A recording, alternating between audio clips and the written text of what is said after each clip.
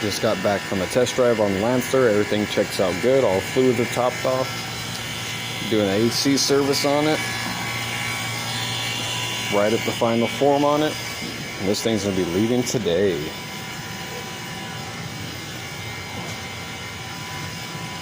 Can get a video of it.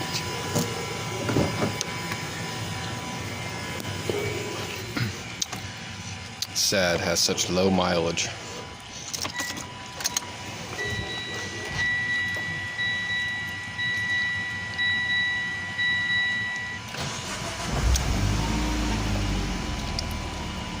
Gauge cluster may say 57,000 miles, but the motor has 112.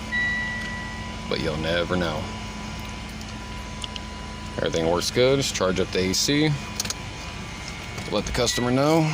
This thing's out.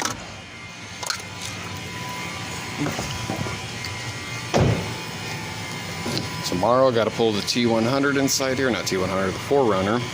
Because the person that we had weld up the crossover pipe forgot about a section about that big. And the only way to get to and weld it's either pull the motor or drop the trans. We're going to drop the trans out of it. And then that would be leaving. And then finish up a few things on that.